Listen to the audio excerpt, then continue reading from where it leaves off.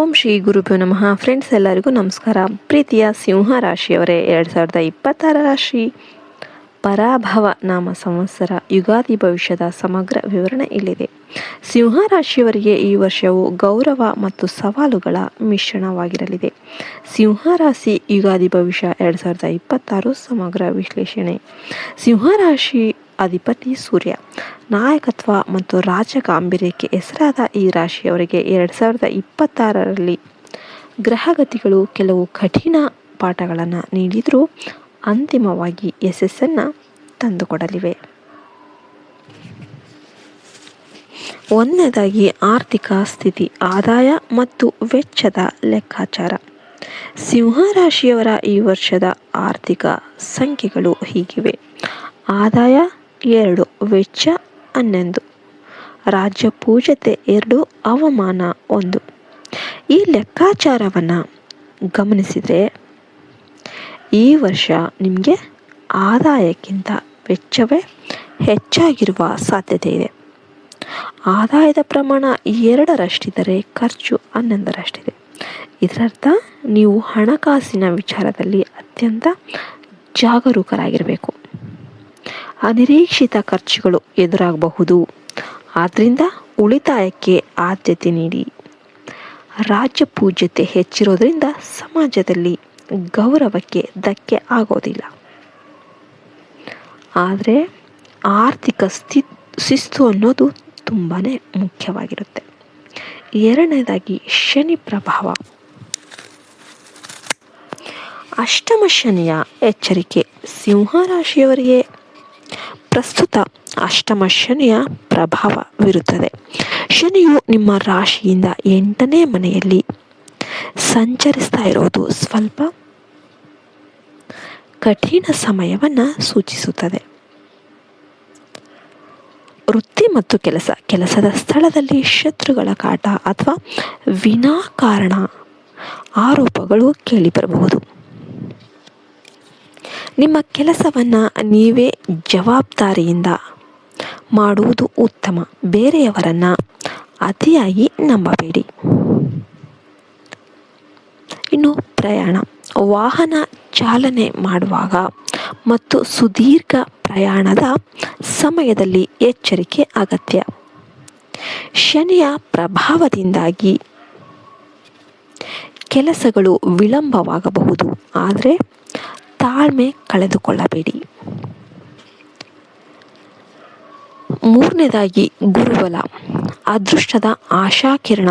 ಶನಿಯು ಕಷ್ಟ ನೀಡಿದರೂ ಗುರುಗ್ರಹವು ನಿಮಗೆ ರಕ್ಷಾ ಕವಚವಾಗಲಿದ್ದಾನೆ. ಜೂನ್ವರೆಗೆ ಗುರುವು ಲಾಭ ಸ್ಥಾನದಲ್ಲಿರೋದ್ರಿಂದ, ಅಂದರೆ 11ನೇ ಮನೆ, ಆರ್ಥಿಕ ಸಂಕಷ್ಟಗಳ ನಡುವೆಯೂ ಹಣದ ಹರಿವು ನಿಲ್ಲುವುದಿಲ್ಲ. ಯಾವುದಾದರೂ ಒಂದು ಮೂಲದಿಂದ ಸಹಾಯ ಅನ್ನೋದು ಹರಿದು ಬರುತ್ತದೆ. ಜೂನ್ ನಂತರ ಗುರುವು 12ನೇ ಮನೆಗೆ ಪ್ರವೇಶಿಸುವುದರಿಂದ ಧಾರ್ಮಿಕ ಕಾರ್ಯಗಳಿಗಾಗಿ ಅಥವಾ ಶುಭ ಕಾರ್ಯಗಳಿಗಾಗಿ ಹಣ ಖರ್ಚಾಗುತ್ತೆ. ಅಕ್ಟೋಬರ್ ನಂತರ ಗುರುವಿನ ಸ್ಥಿತಿ ಬದಲಾದಾಗ ನಿಮ್ಮ ಕಷ್ಟಗಳು ನಿಧಾನವಾಗಿ ಕರಗಲು ಆರಂಭವಾಗುತ್ತೆ.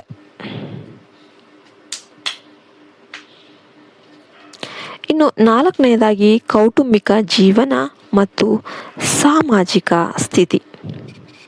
ಮನೆಯಲ್ಲಿ ಹಿರಿಯರ ಆರೋಗ್ಯದ ಬಗ್ಗೆ ಕಾಳಜಿ ವಹಿಸಿ. ದಾಂಪತ್ಯ ಜೀವನದಲ್ಲಿ ಸಣ್ಣ ಪುಟ್ಟ ಭಿನ್ನಾಭಿಪ್ರಾಯಗಳು ಮೂಡಬಹುದು, ಆದರೆ ಮಾತುಕತೆಯ ಮೂಲಕ ಬಗೆಹರಿಸಿಕೊಳ್ಳಿ. ಸಮಾಜದಲ್ಲಿ ನಿಮ್ಮ ಗೌರವ ಅಬಾಧಿತವಾಗಿರುತ್ತೆ. ಮಿತ್ರರ ಸಹಾಯದಿಂದ ಒಂದು ದೊಡ್ಡ ಯೋಜನೆಯನ್ನು ಪೂರ್ಣಗೊಳಿಸುವಿರಿ. 5ನೇದಾಗಿ ಆರೋಗ್ಯದ ಸ್ಥಿತಿಗತಿ. ಅಷ್ಟಮ ಶನಿಯ ಕಾರಣದಿಂದಾಗಿ ಅಜೀರ್ಣ, ಮೂಳೆ ನೋವು ಅಥವಾ ಮಾನಸಿಕ ಒತ್ತಡದಂತಹ ಸಮಸ್ಯೆಗಳು ಕಾಣಿಸಿಕೊಳ್ಳಬಹುದು.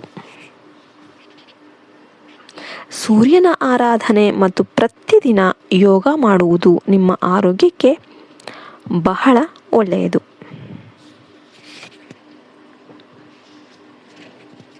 ಇನ್ನು ಗುರುಗಳು ಸೂಚಿಸಿದ ಪರಿಹಾರಗಳನ್ನು ಮಾಡಿದರೆ ನಿಮ್ಮ ಬಾಳು ಬಂಗಾರವಾಗುತ್ತೆ. ಸೂರ್ಯ ನಮಸ್ಕಾರ. ಪ್ರತಿದಿನ ಬೆಳಿಗ್ಗೆ ಸೂರ್ಯನಿಗೆ ಅರ್ಘ್ಯ ನೀಡಿ ಸೂರ್ಯ ನಮಸ್ಕಾರ ಮಾಡಿ. ಇದು ನಿಮ್ಮ ಆತ್ಮವಿಶ್ವಾಸವನ್ನು ಹೆಚ್ಚಿಸುತ್ತದೆ. ಶನಿ ಶಾಂತಿ ಪೂಜೆ. ಶನಿವಾರದಂದು ಶನಿ ದೇವಸ್ಥಾನಕ್ಕೆ ಭೇಟಿ ನೀಡಿ ಎಳ್ಳೆಣ್ಣೆ ದೀಪ ಹಚ್ಚಿ ಶನಿ ಚಾಲಿಸ ಪಠಿಸೋದು ಅಷ್ಟಮ ಶನಿಯ ಪ್ರಭಾವ ತಗ್ಗಿಸಲು ತುಂಬಾ ಸಹಕಾರಿ ಆಗಿರುತ್ತೆ. ಇನ್ನು ರುದ್ರಾಭಿಷೇಕ. ಸೋಮವಾರದಂದು ಶಿವನಿಗೆ ರುದ್ರಾಭಿಷೇಕ ಮಾಡಿಸೋದು ಅಥವಾ ಓಂ ನಮಃ ಶಿವಾಯ ಮಂತ್ರ ಪಠಿಸೋದು ನಿಮ್ಮನ್ನು ಸಂಕಷ್ಟಗಳಿಂದ ಕಾಪಾಡುತ್ತೆ. ದಾನ. ಕಪ್ಪು ಎಳ್ಳು ಅಥವಾ ಕಪ್ಪು ಬಟ್ಟೆಯನ್ನು ಬಡವರಿಗೆ ದಾನ ಮಾಡಿ. ಇನ್ನು ಕೊನೆಯದಾಗಿ ಮುಕ್ತಾಯ. ಸಿಂಹರಾಶಿಯವರಿಗೆ 2026ರ ಯುಗಾದಿಯು ಸಂಯಮದ ಪರೀಕ್ಷೆ ನೀಡುವ ವರ್ಷವಾಗಿರುತ್ತೆ. ಆದಾಯ ಕಡಿಮೆ ಇದ್ರೂ ಕೂಡ ದೈವ ಬಲದಿಂದ ನೀವು ಸಂಕಷ್ಟಗಳನ್ನು ದಾಟ್ತೀರ. ಶನಿಯ ಕಾಟವಿದ್ರೂ ಗುರುವಿನ ಕೃಪೆ ನಿಮ್ಮ ಮೇಲೆ ಇರುತ್ತೆ. ಅತಿಯಾದ ಆತುರ ಬೇಡ. ತಾಳ್ಮೆಯಿಂದ ಹೆಜ್ಜೆ ಇಟ್ಟರೆ ಜಯ ಅನ್ನೋದು ನಿಮ್ಮದೇ ಆಗಿರುತ್ತೆ.